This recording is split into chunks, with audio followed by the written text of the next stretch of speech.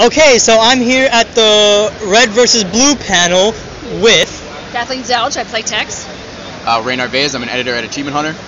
Monty Oum, I'm the animation and choreographer guy. All right, cool. And 10 years it's been for Red versus Blue. Did you guys ever think you would make it this far? I don't think so. No, are you kidding me? When we first started it was just for fun. So it's amazing. A decade? That's crazy. A lot of businesses don't even last 10 years, let alone something that's based around a video game, just making movies with a video game. So it's very impressive and it's awesome. 10 years when I started watching the show, I never thought I'd be here working on it. It's also a good point. It's been crazy. And starting with the whole idea of using the Halo video games as a web series, back then the owners were Bungie. Did you have to actually call them up and say that we would like to use your characters for this web series?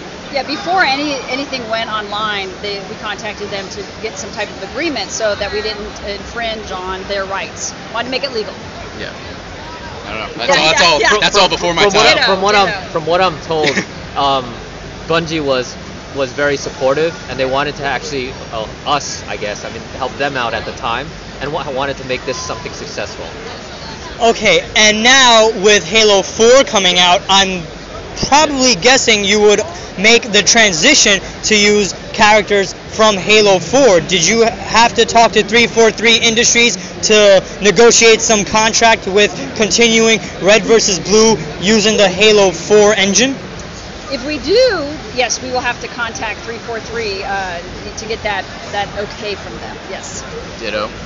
Yeah. It's we have a very good relationship with them, and they're very what's the word? Accommodating. Yeah, they're very accommodating whenever it comes to our needs, and there was the same case last year, and there's a lot of very good coincidences, like ending in Halo Reach in season 8, and then doing Halo Reach all of season 9. It's just a lot of coincidences that work out really well. All right, awesome. And one of my most favorite Red versus Blue skits was Real Life versus the Internet. Oh, with Gus. How long did it take you guys to come up with what material to use, and how long was the development cycle of that particular skit?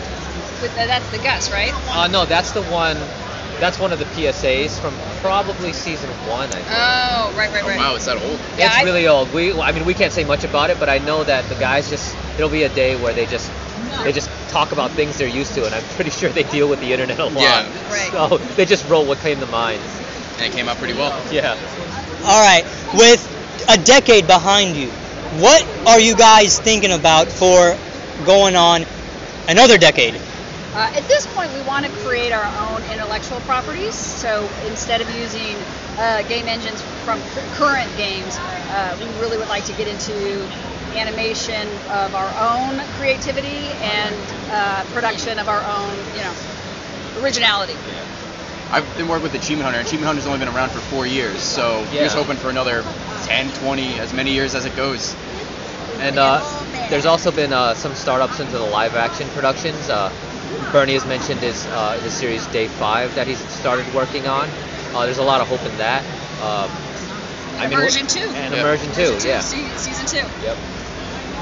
And what are some of the challenges to be more original with the scripting, and how are you guys preventing yourself from putting some content out there that some might call repetitive? Well, I think, with the story arcs in Red vs. Blue, Season 10 is really actually taking all the stories that could have been repetitive and bringing them to, winding them down and giving you the answer to all the questions. So at this point, repetitiveness will probably be over. But at the end of Season 10. Yeah. If we're afraid of being repetitive, we probably failed like 5 years ago. Yeah. But thank you. Another thing, what was the question again? How are you preventing yourself from being repetitive? Oh, yeah, and about doing something original. I think doing something original is kind of like a right you earn, and after 10 years, I think we've earned the right to, because we have this great community, they'll almost always watch something we put out, so that thing we earned was pretty much a lot of really good friends who will just watch anything we put out because they like what we do. Yeah. All right. Thank you very much. And lastly, how has the popularity been like? The hype factor, is it overwhelming? What do you do? And along with whatever your fans ask, if it's like you're under embargo of certain questions, how do you cope with that? You know, we have a great fan base, and I would say everybody that I deal with really respects what I do on Red versus Blue and my contribution to Rooster Teeth. So they really, if I tell them, hey, I can't answer that, or it's something that is spoiler, they're pretty respectful to leave me alone and not keep badgering about it. Yeah, the fans are great in the sense that they know there's some things that can't be talked about, so if we have to kind of dance around a question or something like that, they're very understanding for the final product. It's going to be great overall. Plus, a lot of the fans like not knowing because they have something in their head, and they're twitching. They've got their fingers crossed. It's like, maybe I'm right, and they're waiting for the episodes to come out week after week, and they're hoping that their theory is the one that sticks. And they've been right sometimes. That's true.